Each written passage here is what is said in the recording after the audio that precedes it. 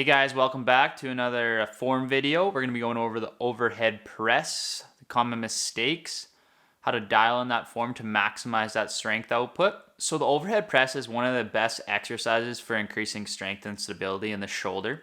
It effectively targets your core and triceps as well.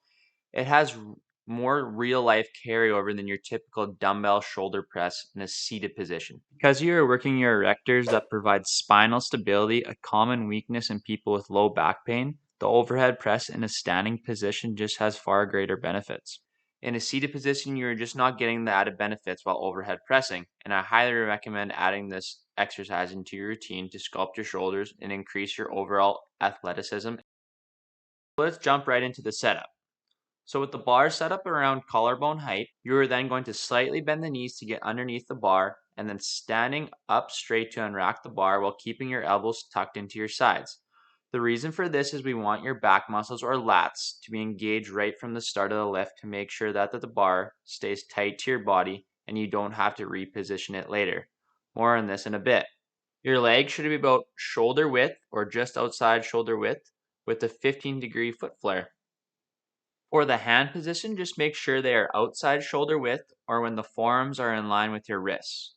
Your elbows should be then slightly in front or directly in line with your wrist, just never behind, as if you push in that position, the bar path will move up and out, not straight up. The bar should be sitting just on top of your collarbone, but depending on your forearm length, it may rest an inch higher. The barbell should be sitting on the heel of your hand, not on your fingers, as pushing through your fingers will produce much less force into the bar. Now we are actually set up to lift the bar. The first thought in your mind should be creating tightness through your body. To do that, we are first going to tuck our armpits into our sides to engage our big lat muscles. Next, take a big breath in and brace our core so we can support the barbell in an overhead position. Then, this next step is crucial. Squeeze your glutes as hard as you can to help prevent your low back from arching or extending and preventing injury. Although it is acceptable for allowing a little low back extension to create more force in the lift, as you'll see in my press. Then the actual pressing motion should feel like you're making a fist and punching the sky. Externally rotate the bar, so pulling the bar apart is the cue I like to use here. The goal is to keep the barbell over the middle of your foot and keep the bar moving in a straight line. So to do that, we must lean our head back slightly so we don't hit our chin, and then push the bar overhead and then push your head forward as the bar moves past your forehead. The cue I like to use is pushing your head through the window so that the bar can move in a straight line and stay over the top of the middle of your foot. At the top of the movement is actually where I would take another breath of air. This is important because if you let the breath out at the bottom of the overhead press in a front rack position, you leak a lot of energy and it is hard to re-brace your core while having that bar in the front rack position. When performing my reps of the overhead press, I try and hold my breath for a couple reps before ever taking a breath at the top of the movement.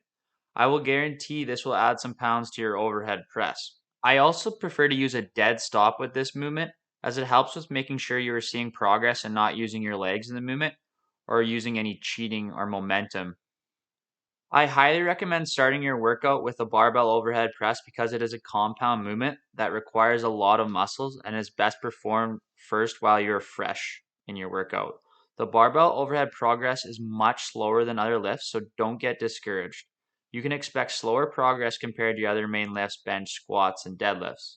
You can aim to progress anywhere from 5 pounds a month to 20 pounds depending on how long you've been training. The rep range consists of 4 to 12 reps here usually for most training cycles, but it is always good to mix up the rep scheme, especially when progress has stalled. Now jumping into the most common mistakes, pushing the bar in front of your body and not keeping the bar over the midline of your foot. You want to get that bar from point A to point B. Pushing the bar out in front of you will just not work to lift the most amount of weight. Number 2, arching of the low back. To fix this, you need to squeeze your glutes hard while pressing overhead. This will keep your spine in a more neutral position. Common mistake number 3, partial reps or using your legs for momentum and not getting the full range of motion or getting that bar to a lockout position. Also, I see a lot of people going too heavy on this movement, increasing the risk of injury to the low back. My favorite accessory exercises for the barbell overhead press is something called the Z press. This doesn't allow your legs to be involved in the movement for stability, and it has to put all the work on the upper body to lift the barbell overhead. Thank you guys for watching. Hopefully that helped out your overhead press, but if you have any comments or questions, please drop it below. But that's going to be it for today. Please like and subscribe if this helped you in any way. There'll be some more form content and nutrition content coming out soon. So we'll see you guys later. Hope you enjoyed.